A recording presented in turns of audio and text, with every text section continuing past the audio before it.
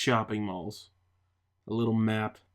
You are here sticker. You know what? How do you know where I am? And how does this know where I'm looking? I don't like it. Stop it.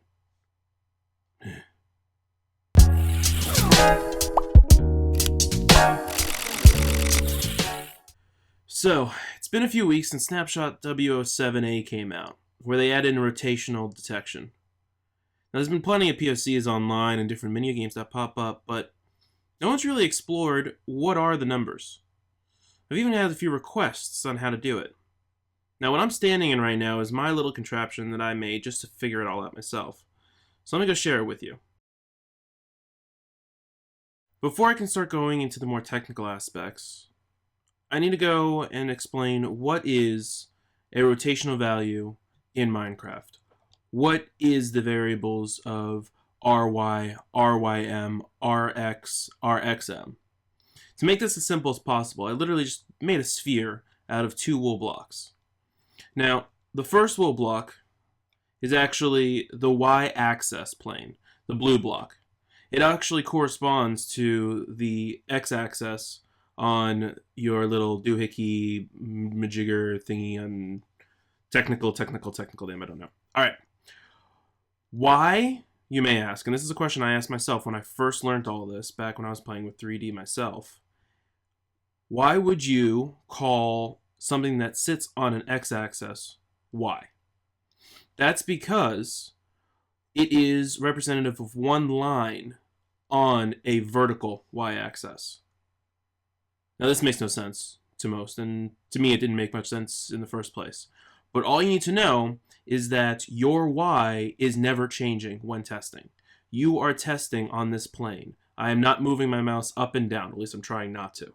So that's why that's why it's called rotational y, because you're sitting on the y.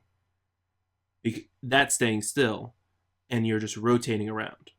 In contrast, the red wool, also in this case x-axis plane, you are sitting on a x-axis and moving it up and down. So you're not actually moving. Now this could be argued, well, we have a z for this reason, but since the x and z are pretty much equal, they just go alphabetically, I'm assuming. Either way, what you need to know for this little demonstration coming up is we are going to be playing with this y-axis, looking at the minimum and maximum.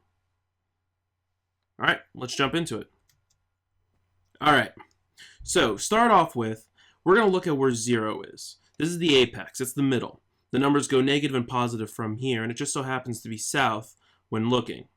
Now to my left I have east, and to my right I have west, or weast, for anyone who's a fan of SpongeBob. Basically, as I turn and go towards the west, the numbers go up. As I curl around to the north, where the numbers come to the other apex of 180 and negative 180. Let me explain to you what's on the signs in front of you. Basically, on the first line, right here, we have the actual direction number you're looking in. In this case, 0, 45, 90, 130, and then eventually 180, negative 180. As you can see, it actually goes in the negatives. So if it's 135 over here, it's negative 135 over here. If you try to lock that in your mind, setting up the command blocks later will be a lot easier. Of course, you could just go down to the description and grab my code. I'm going to give it to you anyway. Let's start off making it as simple as possible. Underneath, we have the minimum and the maximum values to target this specific direction. Now, this is set up off of a cardinal subcardinal, giving you 8 different locations. Now, these numbers aren't in Minecraft. They're arbitrary, 1, 2, 3. Honestly, your 1 could be negative 180. It doesn't matter. But for a few of my demonstrations, this is the numbers I'm going to be using. In order to detect this actual direction, we have to look for any player that is looking in negative 22 to positive 22. Likewise, 23 to 67. These will get this exact middle point where if you actually look up at my debugging screen, you can actually see under the facing west, north towards X, as the numbers go and get closer and closer to 67, When I get underneath 67, I do believe it's underneath 67. Yeah, when I hit 67, it will go and click over to the left. And then 68 will click over to the right. The point systems don't really matter. I feel like I'm in an episode of Whose Lines Anyway. But they don't. I don't know whether they're truncated or just rounded down.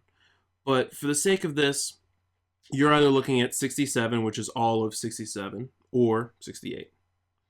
This loops around to all the other sides. What does this mean, and how can you actually test against it? Well, knowing the rotation of the player gives you a lot of power. Unfortunately, it means more command blocks, and you kind of see a sneak peek of actually 8 different command blocks behind this one. But it allows you to detect which way they're looking, thus which way to perform an action. So, I hope this clarifies a little bit of how the Y works.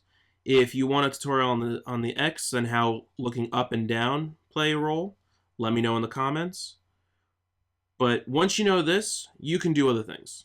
Like, say spawning in your own decoy.